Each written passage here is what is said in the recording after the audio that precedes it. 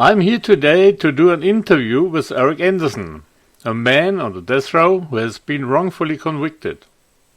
The purpose is to bring awareness to his case and also to help Eric obtain legal help as well as supporters for his petition. Eric, will you briefly tell us about your case?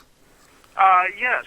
Back in 2003, I was accused of trying to rob a man named Stephen Brucker of $2 million and shooting him. Valerie Peretti was the original person who called Crime Stoppers in order to collect a reward. It later came out in court that she's the girlfriend of Apollo Hun, who was actually involved in the crime, along with Hun's close friend Brandon Hanshu. Now, Valerie Peretti admitted she discussed what to say to the police with her boyfriend beforehand and waited days until the first time she told anyone. She also admitted at trial that she is more or less trying to divert blame from her boyfriend while trying to collect reward money. In fact, the prosecution paid her through Crime Stoppers $10,000, which $9,000 came from the victim's family.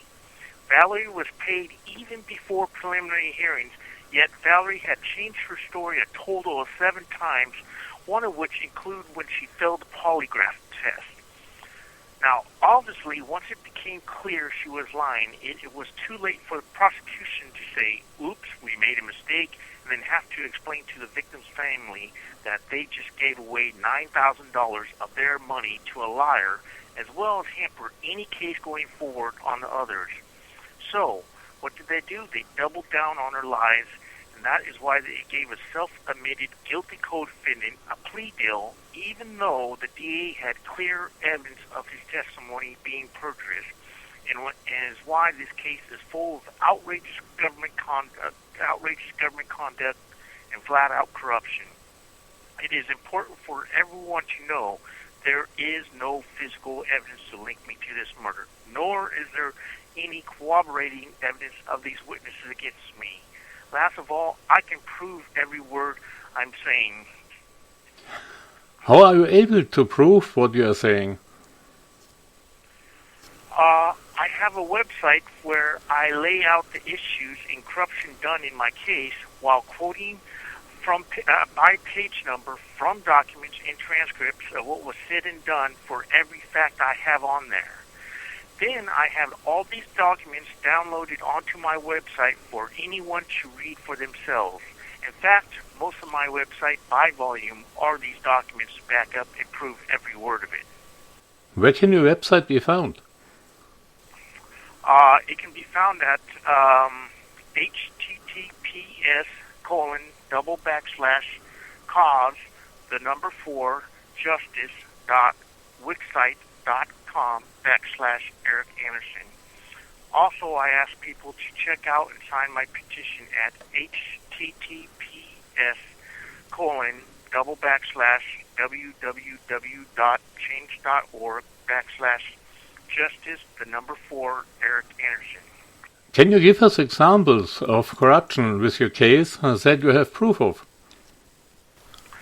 Yes, but there are so many things that I can only list some of the biggest issues of corruption. Otherwise, I will go way past my allotted time on the phone today. First, what I partly covered already was the prosecution knowingly presenting false evidence. This refers to the fact that the DA had evidence that Valerie Peretti was lying, and in the case of Brandon Hanshu, the DA had multiple sources of evidence, including my cell phone records, the alarm company records, and testimony from the alarm company that he was lying. Yet the DA locks him into his perjury statements in his plea deal.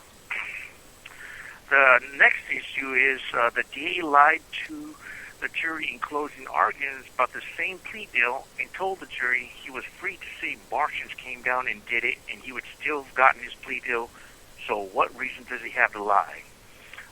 The next thing is withholding exculpatory evidence. This is also known as a Brady violation. What I'm referring to is the police reports that are missing. Let me start.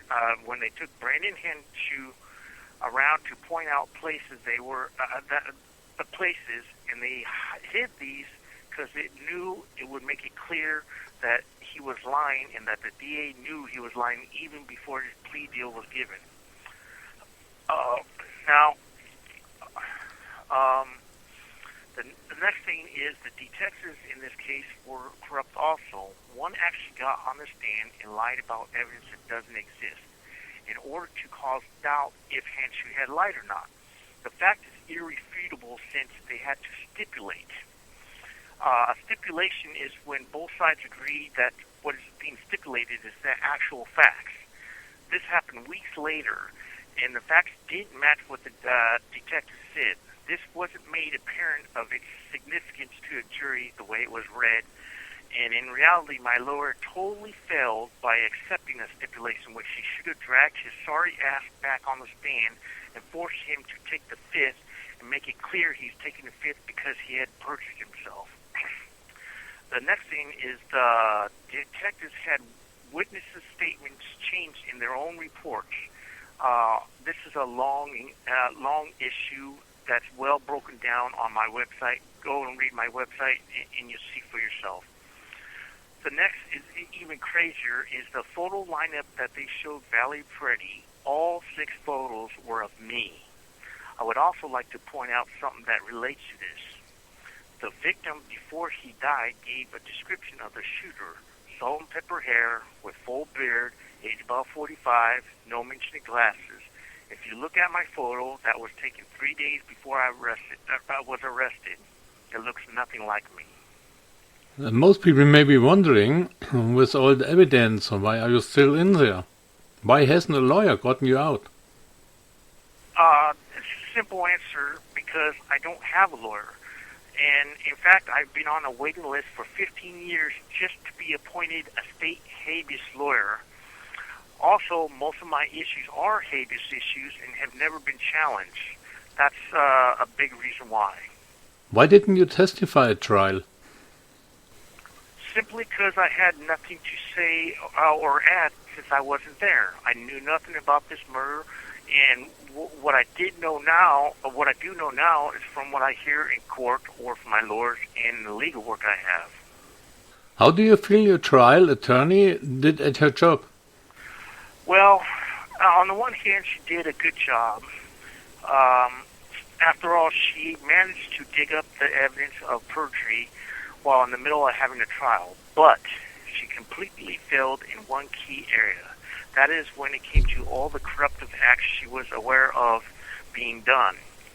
In a talk with her, when I had asked her why isn't she challenging them on this stuff, she told me the public defender's office has to maintain a working relationship with the DA's office. Basically what she was saying is if they rock the boat, the DA would make their jobs much harder. Too often public defenders are too close to the DA's office. Well, my time is almost up, and I would like to read a closing statement before I end this. I'm asking for the public to help bring awareness about my case and about the website and petition. My goal is to put public pressure on the DA's office to do the right thing and help fix the wrong they are responsible for. I need help on social media to bring this blatant corruption to light. By allowing my case to remain in the dark means corruption in our justice system wins. My case is a prime example of why we need to remove qualified immunity, especially considering most public defenders won't stand up for their clients' rights. Again, I want to point out what sets my case apart from most wrongful convictions is that I can back up everything I'm saying with documented proof. Check out my website for yourself. Thank you.